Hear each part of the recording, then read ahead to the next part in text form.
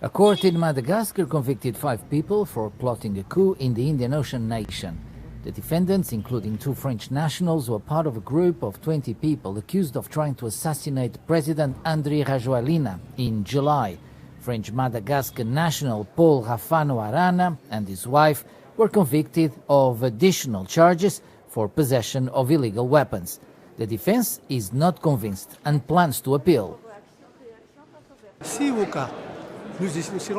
If we agree, we will not go to court. If we go to the Supreme Court, it is because we do not agree. Because I tell you, I repeat, when did the public prosecutor's office produce evidence to convict these people? The verdict is quite unfair in relation to everything we have seen about the course of the proceedings, about what happened with the elements that were in the file. My client, Philip, deserved to be acquitted. Prosecutor Arsène Rab said the 5 people convicted Friday belonged to a criminal organization seeking to commit an attack against President Rajoelina. The prosecutor announced the plot was uncovered through emails, weapons and money seized during various raids. The lifting of traveling restrictions on travelers from Nigeria and 10 African countries from a red list over the outbreak and spread of coronavirus new variant Omicron has continued to generate reaction among Nigerians. The UK had on December 5 announced Nigeria among a red list of countries where travelers except Britons were not allowed to fly in. A medical expert, Dr. Kasmer Ifai, says instead of blacklisting countries, measures should be put in place to stem the spread of the variant. He said citizens should be educated on the need to get vaccinated against the coronavirus. Rather than relisting Nigeria, one would have expected that British government, that the UK, as a developed country with capacity in this area, would find intervention programs, means of building capacity, ability to dictate is a key evaluation point in global health response. So our capacity as African countries to dictate is still very low. In Lagos, Nigeria's commercial center citizens react to the removal of Nigeria from the United Kingdom red list. It is very wrong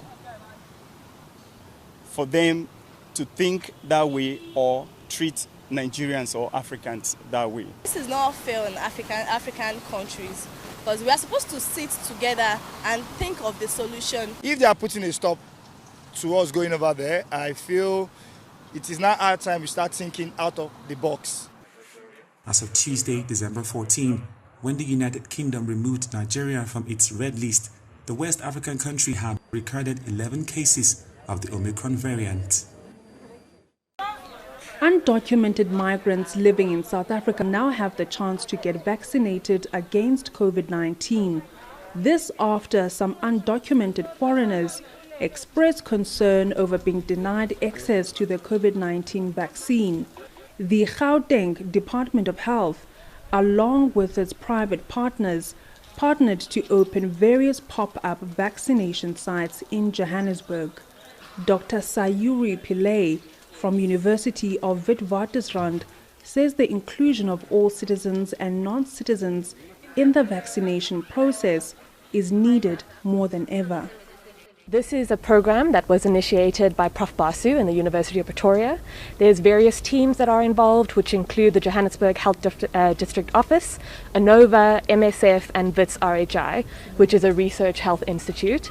And the team has come together here at Hillbrow CHC, where we've set up this program to help with the registration and vaccination of undocumented foreign nationals. While undocumented nationals make up a significant part of our population here in South Africa, they're part of our community, and COVID is a communicable disease, so it spreads from one person to another. So we can't leave anyone out of the process of vaccination. We have to vaccinate everyone in order to ensure a safer environment and a safer country. And they're also a vulnerable population, so they already have a hard time gaining access to medical interventions. One migrant who has asked to be kept anonymous said he's relieved to have finally received the Johnson & Johnson vaccine. I now also feel great. I am happy that I have vaccinated, even though there are others who are still not vaccinated. Up vaccination site at the Hillbrow Community Health Center will be open for a period of 6 months for undocumented migrants. Thereafter, the government will move all vaccinations to a permanent site. All doses administered to foreign nationals have been taken from the national vaccine batch. Wandi Swandengendo, Johannesburg, South Africa, Africa News. Abul Oyai Dengajak is an artist, a painter, a curator. She gravitated towards art from a young age. She's not only committed to showcase herself, but other upcoming artists, especially women artists from across the region, in the world's youngest nation. The interesting thing about art is not that it's a process. So it's not that one day I just walk up and be an artist. My father encouraged me to do something more general, like a business. So I ended up doing international business. But also on the other hand, he's the same person who is always encouraging me to paint. And he's like, this is a talent, but then do what also have a cause. So I think what really, the person that encouraged me a lot was him. Like every time he traveled, he came with brushes and paints and things like that. And I appreciate that. Abul was born in Ethiopia in 1986, but when war erupted there, she was separated from her mother and came to South Sudan with her paternal grandmother, who was also a big influence on her. I was raised by women, especially growing up, of course. We know the old story of South Sudan. All the men were in the battlefield. And so at the time, my father was never with us, you know. It's a subconscious thing. And I've been raised by very strong women. After attending university in London, Abul's first exhibition took place in Juba after South Sudan declared independence in 2011. Human beings are creative. Women are very creative. But I think when I came here, there's very few of them, you know. So far, I think there are 5 women artists that I curate here.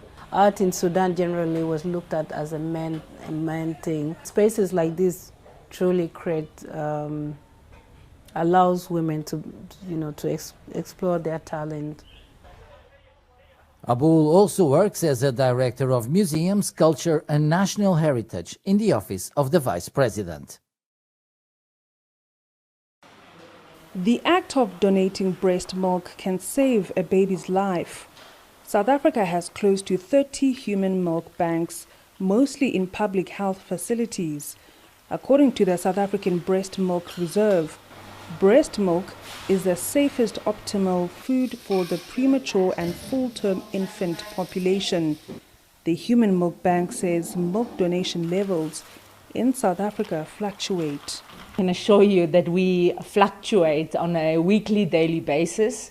We usually are, because we are smaller than the blood banks, for instance, we have about a half a month, if not a month's supply of breast milk in the reserve, meaning the quantity that is required to go out. However, we had a shortage last week, and obviously these shortages correct themselves. We do a lot of social media marketing of our activities, and we try and engage with new mothers. One of the challenges of running a tissue bank like this is funding. The South African Breastmiik Reserve says they need $150,000 to run the facility comfortably. What we really need is probably $150,000 to be able to contain the operations of the organization and to continue growing, as we do see some remittance issues with our state accounts, which are arising from the current budgetary constraints. The South African Breastmiik Reserve say they feed 6,000 babies annually.